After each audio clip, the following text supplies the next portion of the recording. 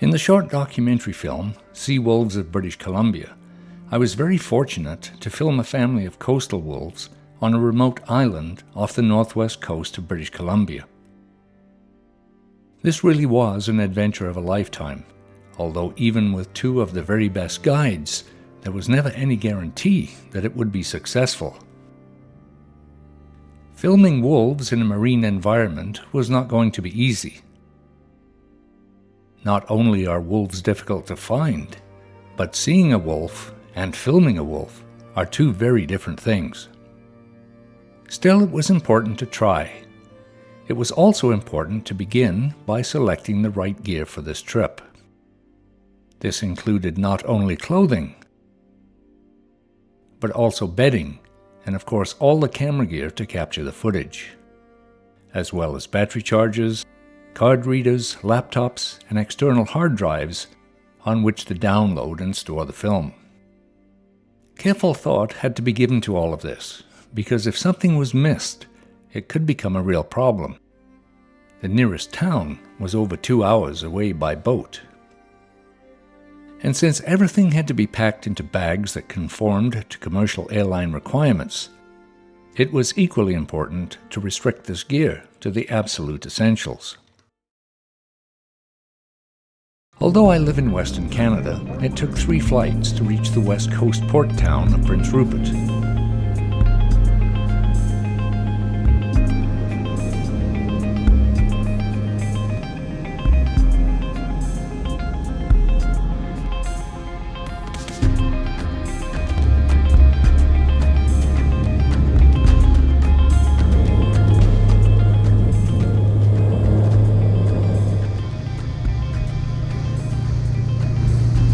Once there, a short ferry ride would connect me with the mainland, where I found our boat docked in the harbor.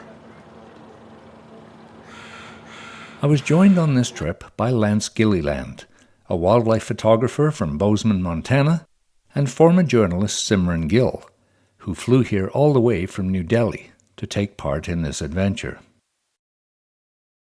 The 3 of us were guided by renowned Gitga'at First Nations guide Marvin Robinson and wildlife biologist Tim Irvin. Lance and I had worked with Marvin and Tim 2 years earlier, when we first teamed up to photograph the shy and elusive spirit bear. Now we were hoping for equally good luck in finding and filming these evasive coastal wolves. At the dock, Tim tells us a little about what we can expect in the next few days. Until I came out here with Marvin last year, I'd actually never been to this place that we're going. So it's a really special place, and regardless of what we see, I think we're in for a good wilderness adventure. Okay, Garnet, let's go. From Prince Rupert, we travel south on Marvin's boat, the Gitga'at Spirit.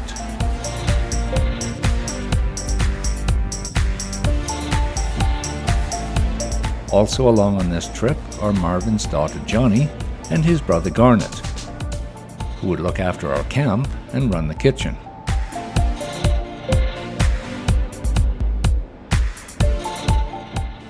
We headed to one of the remote outer islands on British Columbia's northwest coast, and as we got closer, the seas became choppier.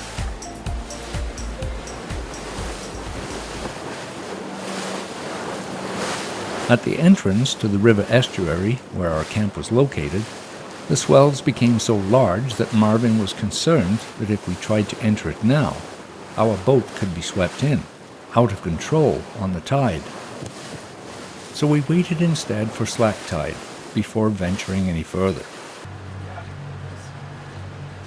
Over the next few days, I would begin to understand just how important the tides were in planning our daily activities.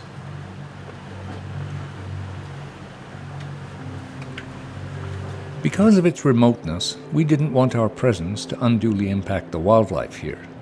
So to minimize our human footprint, we used these boats as our camp. One of the herring catchers had a small cabin that served as our sleeping quarters, while the other contained a tent that we used for eating and downloading images and film. Our days usually began about 5:30 with Tim getting up to put the coffee on, while everyone else readied themselves for the day.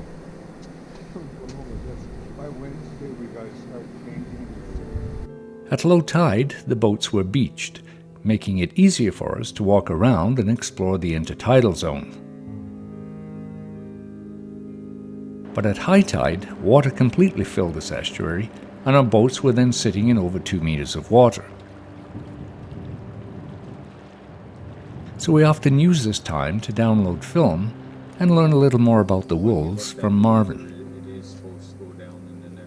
When I came out here with my parents the first time, we took the big boat and we tented on the beach, and the wolves right away quickly reminded us this is their home. They would come and grab on the corners of the tents and biting on the tents, peeing all over the tents. I think that's the biggest part here is not too many interactions with people, and when they do have them, they're positive. Sometimes, as the tide began to recede, we could get a jump on things by taking the small Zodiac to the other side of the estuary.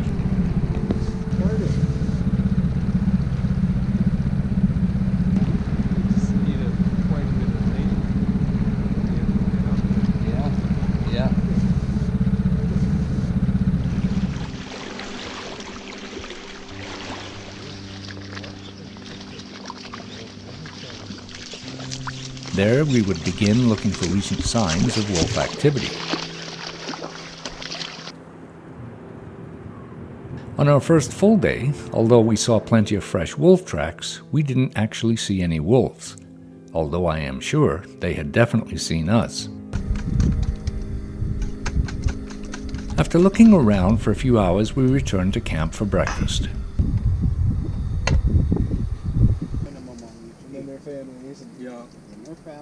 Before heading out again to watch and wait patiently for the wolves to show.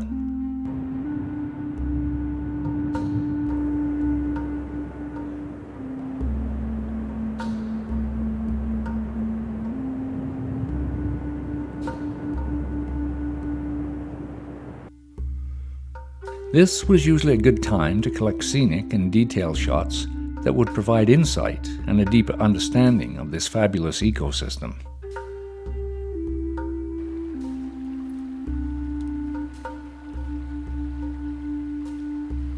Filming in the intertidal zone, however, was not without its challenges. Carrying only the equipment we needed for the day, we quite often had to place our camera bags on wet rocks or sometimes even on the sand. This wasn't always the ideal way to protect our equipment, because when the ocean breezes began to blow, the sand got everywhere. So since day 4, I've had a little bit of a problem with the camera. The toggle switch that controls the zoom lens has malfunctioned. So this creates a little bit of a problem, especially when it comes to composing a shot. So like I say, it's a little bit of a technical issue that I'm just going to have to try to work around as best I can. Sometime around midday, we would return to camp for lunch. Although basic in design, the camp was well stocked with snacks and drinks, while perishables were stored in coolers, packed with dry ice. Our meals were therefore very enjoyable, and after several hours of walking, waiting, and watching, they were something that everyone really looked forward to. Oh, look on the top, it says. Then it was back out again, to wait patiently and watch. The first wolf we saw was a young wolf that was perhaps one of last year's pups, but since it was only about 7 o'clock in the morning, the sun had yet to come up over the trees, so the lighting wasn't the best. Later in the week, we saw another wolf, but this time it was making its way along the edge of the estuary some distance off. On that occasion, the light was harsh and refracted by the heat of the sand flats.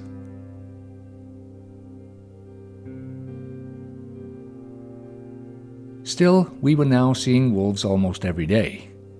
Encouraged by these sightings, we sometimes stayed out until dark, But even then, that wasn't always long enough.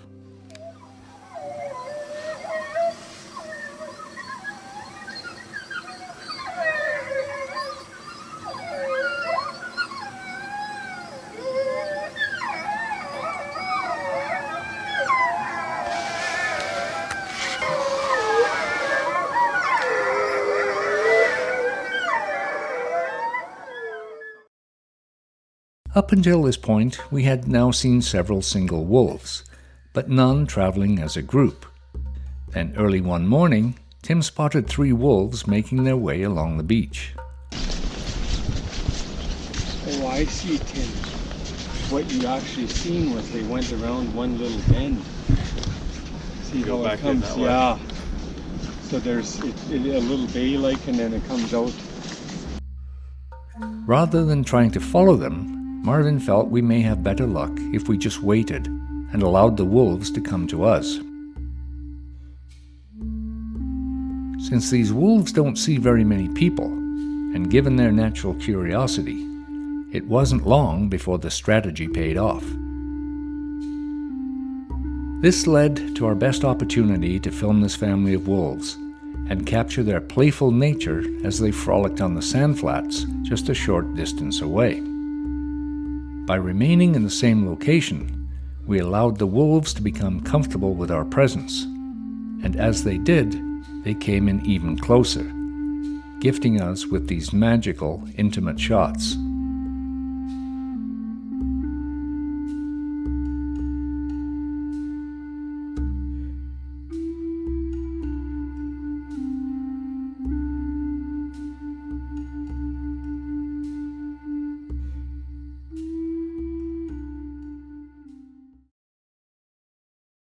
Despite the challenges of filming in this remote location, it felt good to be back in this part of coastal British Columbia.